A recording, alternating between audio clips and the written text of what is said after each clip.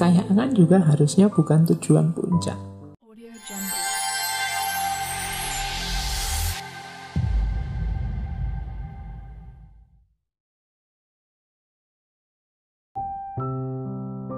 Mengapa kesenangan tidak disebut, tidak dianggap jalan kebahagiaan?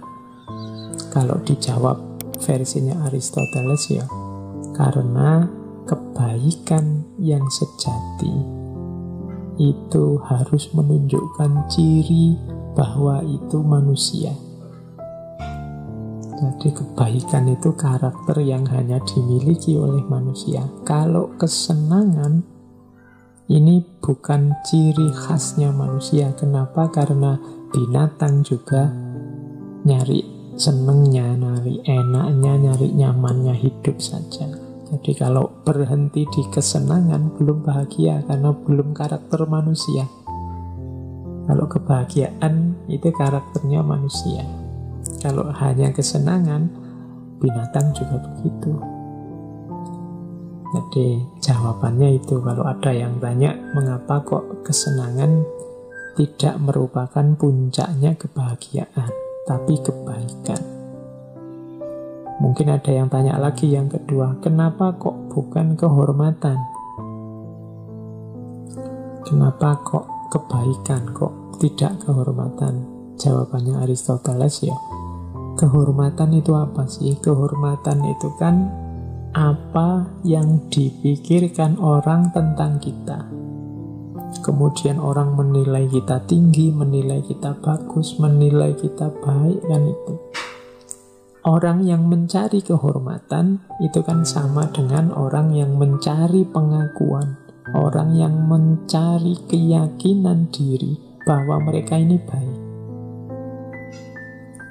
Aku ini sebenarnya baik apa enggak sih? Terus dia melacak, menurut orang-orang aku sudah baik apa belum? Ini kalau bahasa lainnya kan mencari kehormatan, mengejar kehormatan. Oh belum, saya harus melakukan yang baik lagi dan seterusnya. Berarti kehormatan ini belum puncak. Puncaknya adalah kebaikan. Jadi, oh alhamdulillah ternyata memang aku dianggap baik oleh orang lain, makanya aku dihormati. Loh, berarti intinya kan di kebaikan, bukan di kehormatan. Kehormatan itu hanya salah satu cara kita untuk tahu bahwa kita ini memang sudah benar-benar baik. Kalau orang tidak menghormati kita, menyepelekan kita, jangan-jangan kita belum baik. Oh, orang-orang kok hormat sama kita, mungkin aku sudah baik. Dihormati orang pun belum pasti kita baik. Kadang-kadang orang tertipu oleh pencitraan-pencitraan kita. Kadang-kadang orang salah tebak terhadap yang kita lakukan. Kita punya pamrih, orang tidak tahu, nganggapnya kita tulus, tapi kita tetap dihormati. Berarti memang kehormatan ini bukan puncaknya. Jadi kehormatan itu hanya salah satu jalan yang bisa menunjukkan kita sudah baik apa belum. Berarti dia bukan kebahagiaan yang hakiki, yang sejati. Yang sejatinya tetap ada di kebaikan. Kenapa bukan kekayaan juga, Pak? Apalagi kekayaan. Kekayaan juga harusnya bukan tujuan puncak. Kita mengejar kekayaan itu kan hakikatnya untuk memenuhi kebutuhan hidup kita. Kalau ada orang kekayaan untuk kekayaan, ini sebenarnya orang yang tidak pinter. Uang kita nyari uang, nyari kebutuhan hidup, itu kan untuk memenuhi apa yang kita inginkan. Makanya kalau kekayaan itu hanya dikumpulkan, itu sebenarnya logika yang keliru. Uang kekayaan itu untuk memenuhi hidup.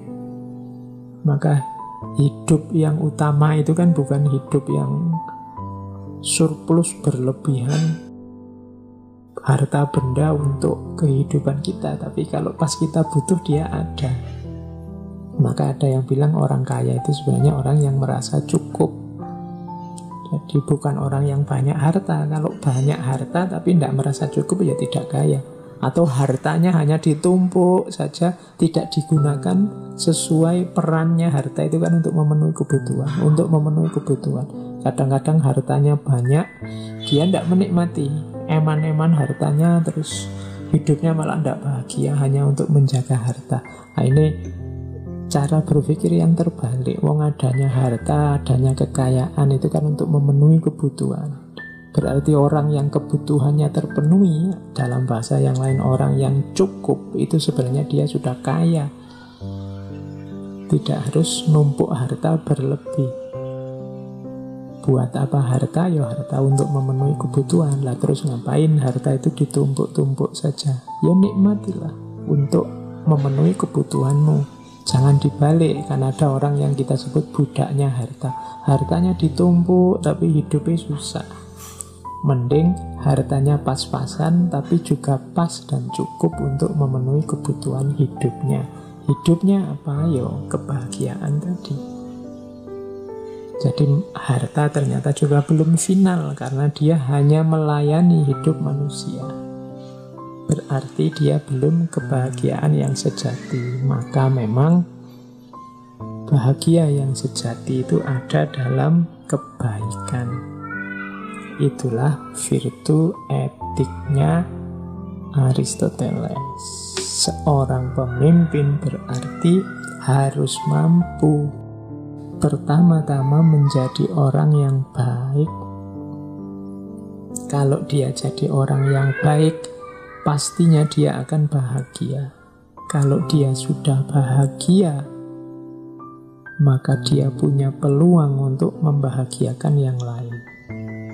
Kalau dia sendiri belum bahagia, dia sendiri masih banyak hal yang harus dikejar dan diselesaikan dan dibereskan, ya agak susah. Kalau dia ingin membahagiakan orang lain, membereskan hidupnya orang lain. Oke, jadi dasarnya dari situ.